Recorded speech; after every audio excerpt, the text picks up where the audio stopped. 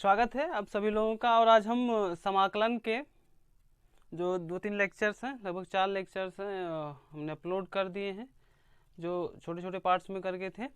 और आज अभी तक जो हमने समाकलन पढ़ा, जो इंटीग्रेशन करना सीखा, वो सीधे सीधे सरल सरल जो फंक्शन होते थे उनका हम सीधा इंटीग्रेशन करते थे, फार्मूला यूज़ करते थे, हमारा इंटीग्रेशन हो जाता था। लेकिन अब समाकलन की कुछ विधियाँ होती हैं। आज के क्लास में हम यही सीखेंगे कि कैसे किसी फंक्शन को किस अलग अलग मेथड से होते हैं उनको हम सीखेंगे कैसे इंटीग्रेशन किया जाता है। तो आइए देखते हैं। सबसे पहले आज का जो हमारा टॉपिक होगा वो होगा method of integration, methods of integration, मतलब समाकलन की विधियां। पहले इसको हम ब्रीफ में समझ लेते हैं कि क्या आखिरकार इसमें है क्या क्या। मेथड्स ऑफ इंटीग्रेशन में जो है सबसे पहला जो मेथड आता है वो आता है इंटीग्रेशन बाय सब्स्टिट्यूशन। सब्स्टिट्यूशन का मतलब हिंदी में उसको बोलते हैं प्रतिस्थापन द्वारा समाकलन। प्रतिस्थापन द्वारा समाकलन, अंग्रेजी में बोलते हैं सब्स्टिट्यूट कर दिया, सब्स्टिट्यूशन। दूसरा जो होता है उसको कहते हैं हम खंडशः समाकलन। खंडशः समाकलन इंग्लिश में बोलते हैं इंटीग्रेशन बाय पार्ट। दो प्रतिस्थापन द्वारा समाकलन, खंडशः समाकलन, और एक ये दो मेन माने जाते हैं, मुख्यतः दो होते हैं। एक तीसरा भी पढ़ा जाता है जिसको बोलते हैं partial fraction. Integration by partial fraction करते हैं, हिंदी में बोलते हैं उसको आंशिक भिन्न द्वारा समाकलन। आंशिक भिन्नों द्वारा समाकलन। तो आज अभी ये 3 टाइप से हम पढ़ेंगे समाकलन करना। ये दो मेजर होते हैं, मुख्य होते हैं, और इसको भी पढ़ा जाता है आंशिक भिन्नों द्वारा समाकलन।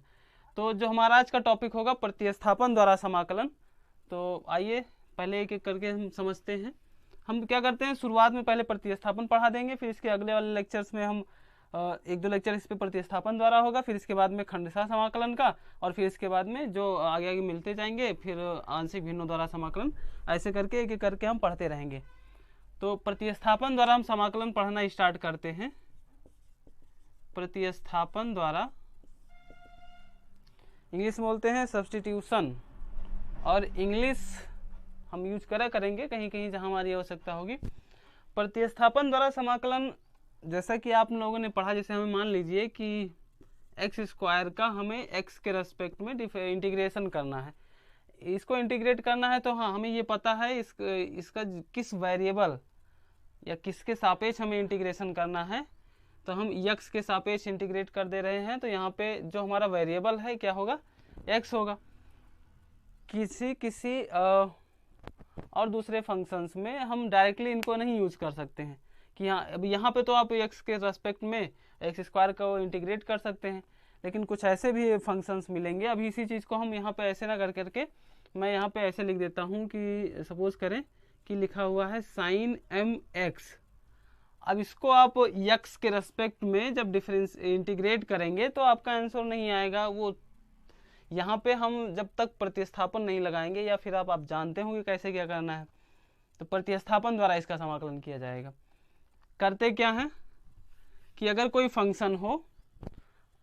फंक्शन है और उसमें जो वेरिएबल दिया गया है, हम उस वेरिएबल या उस फंक्शन के सापेक्ष किसी दूसरे वेरिएबल को मान लेते हैं, और फिर वहाँ से हम इंटीग्रेशन फार्मूला यूज़ करके और फिर जो विधियाँ होती हैं उसके हिसाब से हम क्या कर लेते हैं, इंटीग्रेट कर लेते हैं।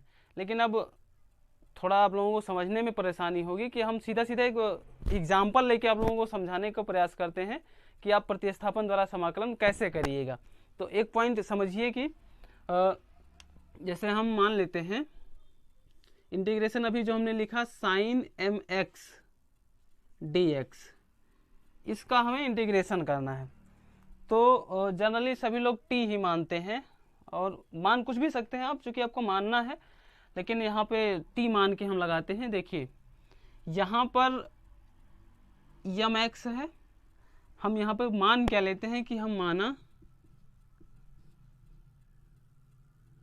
x बराबर t बराबर यम एक्स। जो यम एक्स था हमने उसको क्या मान लिया, t। अब क्या करते हैं कि इसका t के सापेक्ष अवकलन कर देते हैं। t के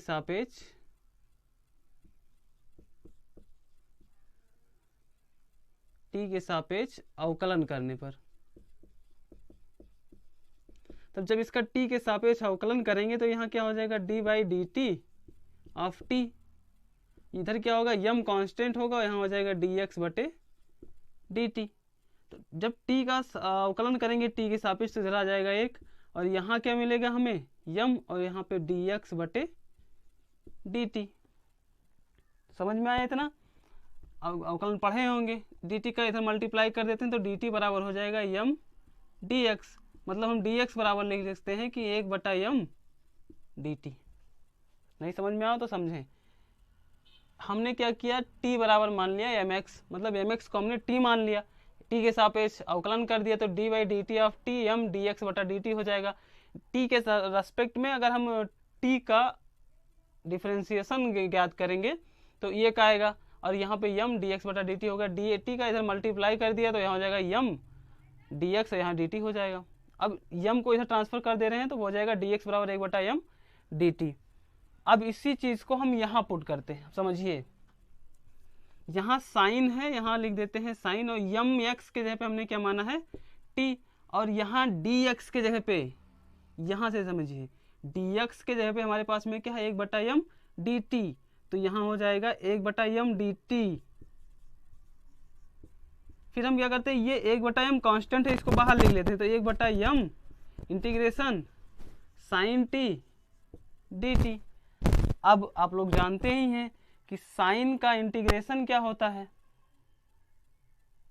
साइन का इंटीग्रेशन क्या होता है, तो माइनस कॉस एक्स। जहाँ तक मुझे याद है क्या होता है, माइनस कॉस एक्स। तो साइन का इंटीग्रेशन होता है माइनस कॉस एक्स। तो यहाँ हो जाएगा माइनस 1 बटा यम कॉस टी, और प्लस में कांस्टेंट सी जोड़ देते हैं। अब यहाँ पर माइनस 1 बटा यम कॉस, और टी के जगह पे हम फिर दोबारा लिख देते हैं एम एक्स प्लस सी, और ये हो जाएगा हमारा आंसर। आई होप इतना तो आप लोगों को बहुत अच्छे से समझ में आया होगा। इसके आगे का अभी में एक दो और चीज़, पहले तो हम एक दो फार्मूले यूज़ कैसे प्रूव करेंगे जो आपको इसमें काम आएंगे। तो पहले आप ये समझ में आया, नोट करें इसको।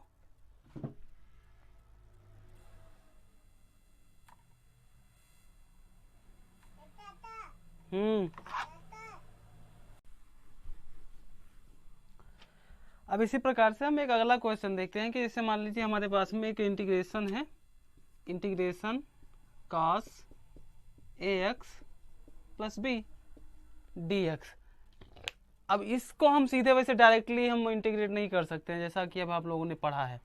तो इसके लिए हम क्या करते हैं, सबसे पहले हम यहाँ पे ये x प्लस बी, इसको मान लेते हैं कि ये माना ax प्लस बी बराबर t, x के सापेक्ष, सॉरी x के सापेक्ष नहीं, t के सापेक्ष, t के सापेक्ष अवकलन करने पर, अवकलन करने पर। तो यहाँ क्या होगा कि ये कांस्टेंट हो जाएगा, x के जगह पे लिखेंगे dx बटा dt, और प्लस जो b का डिफरेंशिएशन होगा वो 0 होगा, और t को हो जाएगा d by d t of t। यहाँ हो जाएगा ये dx बटा dt बराबर में, यहाँ हो जाएगा एक dt का मल्टीप्लाई इधर कर देते हैं तो dx बराबर हो जाएगा dt। इतना समझ में आया? अब एक को भी उधर भेज दीजिए तो dx बराबर हो जाएगा 1 बटा ये dt। अब यही चीज़ हम क्या करते हैं, यहाँ पे सब्स्टिट्यूट कर देते हैं, यहाँ पे प्रतिस्थापित कर देते हैं। तो यहाँ पे हो जाएगा cos, ये x प्लस बी के जगह पे हम लिखेंगे t, और जो dx लिखा हुआ है उसकी जगह पे होना चाहिए 1 बटा ये dt। तो 1 बटा ये कांस्टेंट है, बाहर लिख लेते हैं, यहाँ पे लिख देते हैं dt। अब 1 बटा ये हो जाएगा, cos का क्या हो जाएगा, तो कॉस का अगर हम निकालेंगे तो कॉस का इंटीग्रेशन होता है साइन, तो यहाँ हो जाएगा साइन टी प्लस सी, कांस्टेंट जोड़ देंगे। अब क्या होगा कि 1 बटा ये साइन, और टी के जगह पे हमने कुछ माना था, क्या माना था, ए एक्स प्लस बी को, तो टी के जगह पे लिख देते हैं ये एक्स प्लस बी और प्लस में सी। आई होप इतना समझ में आ गया होगा। तो अब इसी प्रकार से एक और भी एक फार्मूला टाइप का ये आप या तो याद रखें या फिर कुछ भी करें कि मान लीजिए अगर हमें इसी चीज़ को डायरेक्ट इंटीग्रेट करना है तो कैसे समझ सकते हैं। ये तो हमने जो मेथड है वो समझा दिया आपको, लेकिन जो हम इसको इसी चीज़ को देख के और हम ये सारा कुछ ना करके हम डायरेक्ट यहाँ पे कैसे समझ सकते हैं, इसको वैसे समझ लीजिए। जैसे मान लीजिए हमारे पास में यहाँ पे ए एक्स प्लस बी है, तो जब हम इंटीग्रेट कर रहे हैं तो जो यहाँ पे जो वेरिएबल होगा उसके साथ में जो कांस्टेंट जुड़ा होगा उसका बटा लगा देते हैं। जैसे यहाँ पे कास का इंटीग्रेशन कर रहे हैं तो साइन एक्स हो जाएगा, लेकिन साइन ए एक्स प्लस बी हो जाएगा, साथ में जो वेरिएबल है उसके साथ में जो कांस्टेंट है मतलब ये, उसको बटे में ये लिख देते हैं। ऐसे लिख सकते हैं या फिर ऐसे यहाँ ऐसे लिख सकते हैं कि 1 बटा ये साइन ए एक्स प्लस बी और कांस्टेंट में सी। ये समझ में आया। जो अगला क्वेश्चन है कि फलन 1 बटा ये स्क्वायर प्लस एक्स स्क्वायर का यक्स के सापेक्ष समाकलन कीजिए। अब इसको लगाने के लिए थोड़ा सा हम लोगों को ये प्रॉब्लम हो जाता है, माने किसको और किसको, क्या चीज़ हम माने और क्या ना माने। ये बहुत सारा थोड़ा क्रिएटिविटी हम लोगों के अंदर होनी चाहिए, खुद के अंदर होनी चाहिए, तभी आपका ये सवाल लगेगा। तो करना क्या है कि 1 बटा ये स्क्वायर प्लस एक्स स्क्वायर का एक्स के सापेक्ष समाकलन करिए। तो हम लिखते हैं कि integration 1/a square plus x square dx। अब क्या करेंगे हम, चूंकि हम जानते हैं, हम यहाँ पे एक चीज़ ये मान लेते हैं कि जो यक्स है उसको हम मान लेते हैं माना x बराबर ए टी, ये मान लेते हैं, x बराबर ये टी मान लेते हैं। तो यहाँ पे हो जाएगा 1/a स्क्वायर, यक्स इसके जगह पे लिखेंगे तो हो जाएगा a स्क्वायर टी स्क्वायर।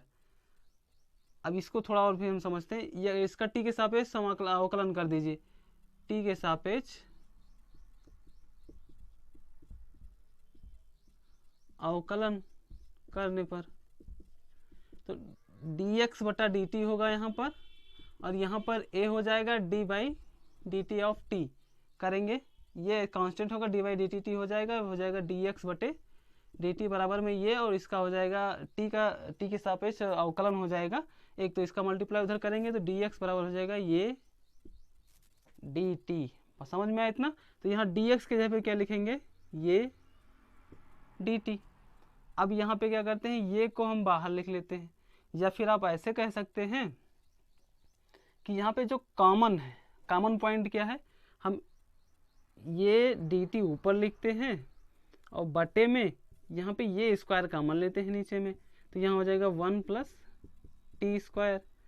ये कि ये से एक कैंसिल हो जाएगा, तो फिर क्या बचेगा यहाँ पे dt बटे में ये नीचे बचेगा, तो उसको हम यहाँ पे बाहर लिख लेते हैं, यहाँ हो जाएगा 1 प्लस टी स्क्वायर। अब इतना समझ में आया होगा, आप लोगों ने पढ़ा होगा कि integration 1/1 plus T square D T अगर कर रहे हैं, जैसे यहाँ एक टी ना करके एक्स स्क्वायर कर दें तो यहाँ पे डी एक्स कर देते हैं। इस टाइप के फंक्शन का जो इंटीग्रेशन होता है वो क्या होता है, tan इनवर्स एक्स। हमने पढ़ाया है खुद, आप लोग ध्यान से पढ़ा करें तो समझ में आए। तो integration 1/1 plus x square D x करेंगे तो होता है tan इनवर्स एक्स। वही चीज़ यहाँ पे लिखा हुआ है dt बटा 1 plus T square, variable change है, वहाँ पे x है, यहाँ पे t है, तो यहाँ क्या हो जाएगा 1 बटा ये, इसको लिखते हैं, यहाँ पे लिखेंगे tan इनवर्स t। समझ में आया ना इतना। अब एक चीज़ और इसमें हमारे पास में नहीं है, t का मान कैसे ऐड करेंगे। यहाँ पे आप c लिख सकते हैं, कांस्टेंट से जोड़ सकते हैं। यहाँ से समझें, यहाँ पे हमने क्या माना था कि x बराबर था at, तो यहाँ से t बराबर क्या हो जाएगा x बटे ये समझ में आया। x बराबर at हमने माना था, तो t बराबर हो जाएगा x बटा ये। तो यहाँ पे हम लिखेंगे कि 1 बटा ये, यहाँ नीचे लिख देता हूँ, 1 बटा ये tan इनवर्स यक्स के जगह पे क्या टी के जगह पे क्या लिखेंगे, यक्स बटा ए प्लस में सी। और इसको हमने किसके बराबर माना था, यहाँ पे देखिए integration 1/a² plus x² dx। अब इसको एज ए फार्मूला हम यूज करने वाले हैं, सॉरी मार्कर गिर गया हमारा। इसको एज ए फार्मूला यूज करेंगे, एज ए फार्मूला इसको हम इस पूरे जो हमने यहाँ पे प्रूफ करके लाए हैं, जो हमारा रिजल्ट आया है, इसको हम एज ए फार्मूला यूज करेंगे। इस टाइप का जहाँ पे इंटीग्रेशन होगा सीधा हम ये फार्मूला यूज करेंगे और हमारा इंटीग्रेशन हो जाएगा। आई होप इतना समझ में आया होगा। ये जैसे कि आप लोगों ने देखा कि integration 1/a² plus x² dx का जो इंटीग्रेशन होता है 1/a tan इनवर्स x बटा a प्लस सी होता है। अब ठीक इसी प्रकार से हम क्या कर सकते हैं, प्रूफ कर सकते हैं कि इंटीग्रेशन 1/रूट में a² माइनस x² dx बराबर साइन इनवर्स x बटा a प्लस सी, और 1/x रूट में x² माइनस a² dx बराबर 1/a सेक इनवर्स x बटा a प्लस सी। इतना हम प्रूव कर सकते हैं। आप इनको प्रूव करने को लिए ट्राई करेंगे कैसे प्रूव कर सकते हैं, आपके बुक में दिया भी होगा, तो आप ऐसे इसको ट्राई कर सकते हैं। आगे जो सवालें होंगी मैं इन सवालों को एज ए फार्मूला यूज करूंगा। समझ में आया इतना? ये एज ए फार्मूला मैं डायरेक्ट अगर ऐसे कुछ फॉर्म, इस फॉर्म में कुछ हमारे पास में फंक्शन आ रहा है तो उसको हम डायरेक्ट साइन इनवर्स x बटा ए, या फिर ऐसे आ रहा है तो 1/a सेक इनवर्स x बटा ए, ऐसे प्रूफ करेंगे, ऐसे लिखेंगे। तो अब अभी तक तो जो था कुछ बेसिक चीज़ें थी जो प्रतिस्थापन में हम यूज करने वाले थे, कैसे क्या करने वाले हैं। तो अब आप हम समझेंगे कि अब एक एक करके हम एक दो जो सिंपल इजी क्वेश्चन है, इजी से टफेस्ट की तरफ हम बढ़ेंगे।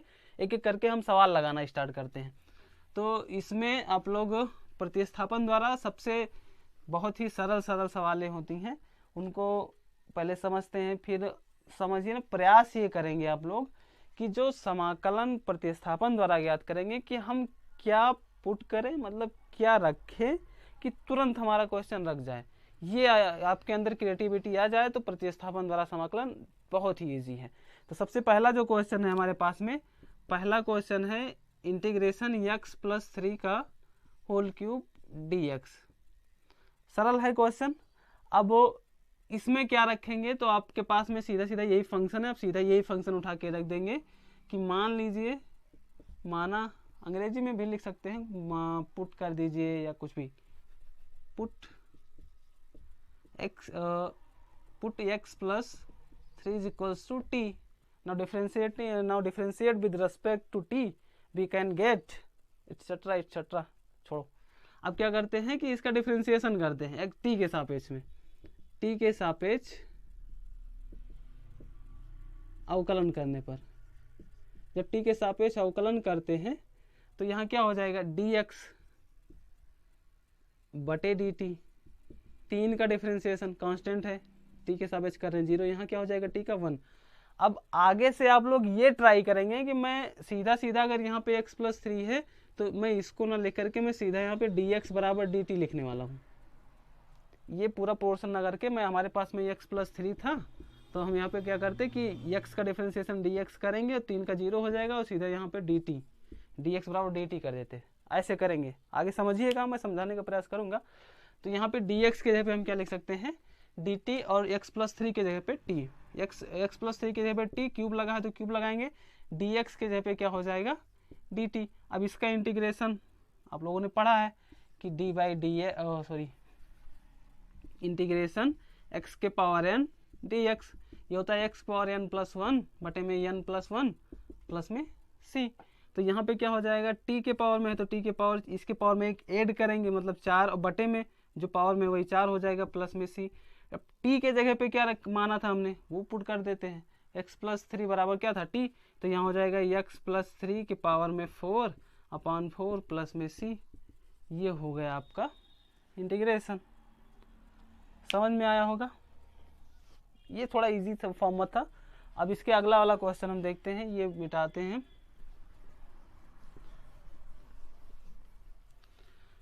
अब ये ना समझिएगा सर जी तुरंत मिटाते रहे, आप उसको पॉज कर सकते हैं, वीडियो को पॉज करिए, फिर इसके बाद में लिख लीजिए, फिर आगे बढ़ाइए। मैं जहाँ से आप चाहेंगे वहीं से स्टार्ट हो जाऊंगा।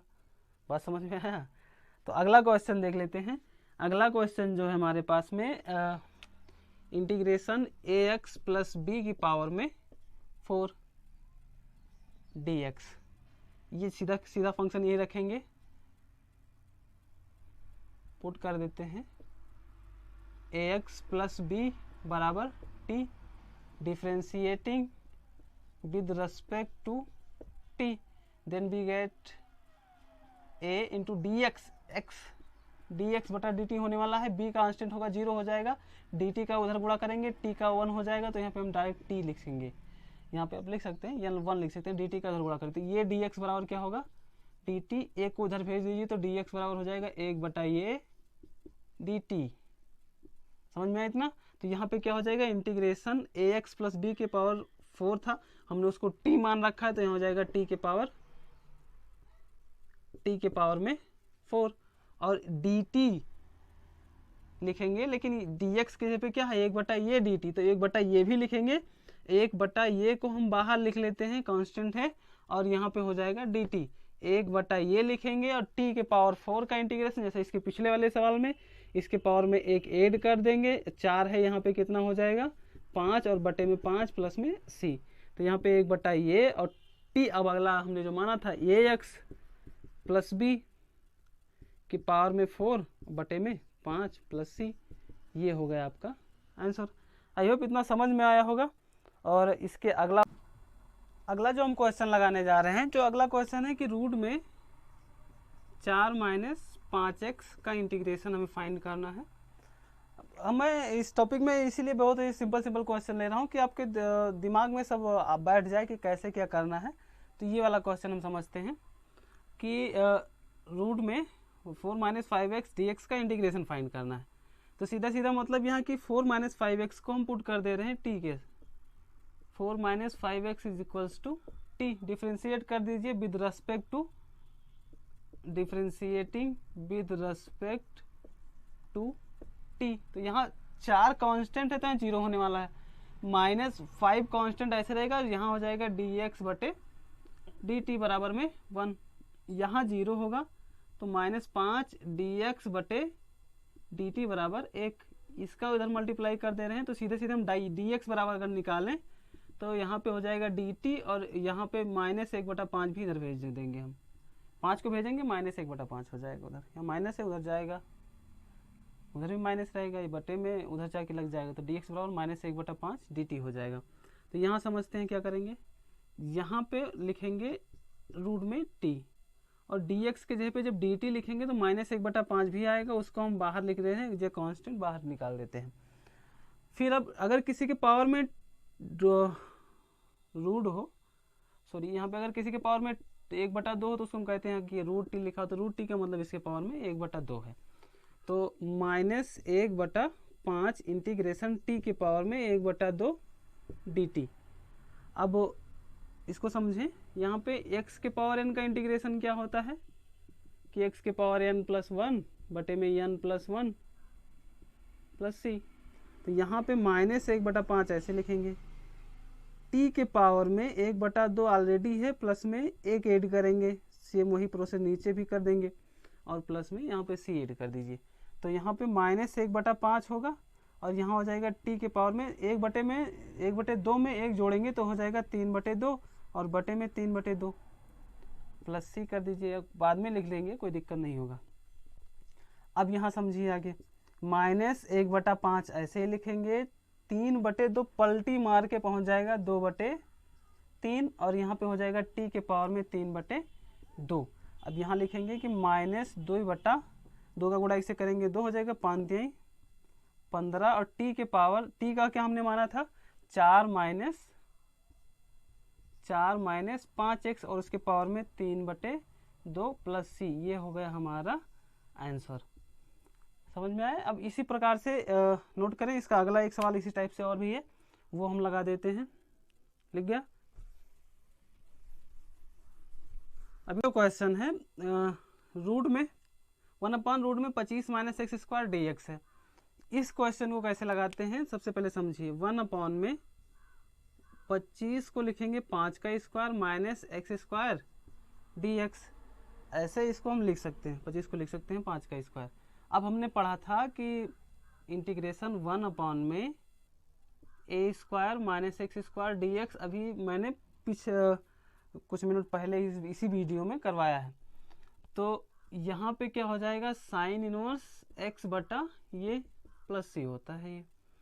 अब सेम उसी फॉर्म में ये है, तो ये के जगह पे क्या है 5 है और एक्स की जगह पे तो एक्स है ही, तो डायरेक्टली इसके हिसाब से हमारे पास में यहाँ क्या आने वाला है, साइन इनवर्स एक्स के जगह पे एक्स और ये के जगह पे 5 प्लस में सी।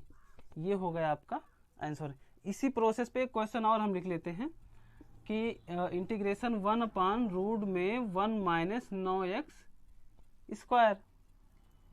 अब क्या करते हैं, इसको थोड़ा और भी हम चेंज करते हैं, 1 में रूट 1 माइनस 3x को लिख सकते, इसको 3x का स्क्वायर लिख सकते हैं। ये समझ में आया। फिर अगला प्रोसेस हमारा यही है कि यहाँ पे ये इसको 1 का स्क्वायर भी कर सकते हैं।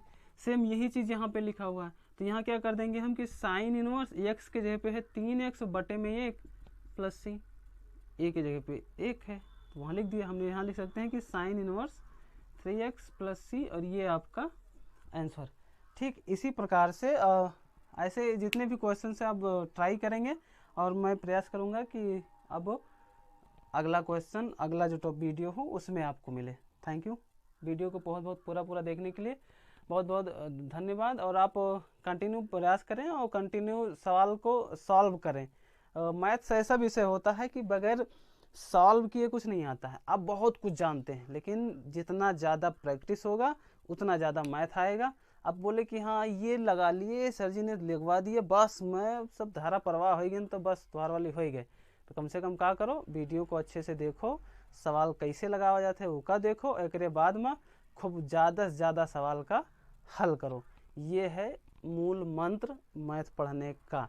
जितना ज़्यादा प्रैक्टिस करेंगे, पढ़ा होगा आपने कि संस्कृत हम लोगों ने पढ़ा, अनिवार्य संस्कृत में पढ़ा है कि किन वर्धते, मतलब क्या करने से क्या बढ़ता है। तो उसमें पढ़ा हुआ था अभ्यासेन विद्या वर्धते, अभ्यास करने से विद्या बढ़ती है।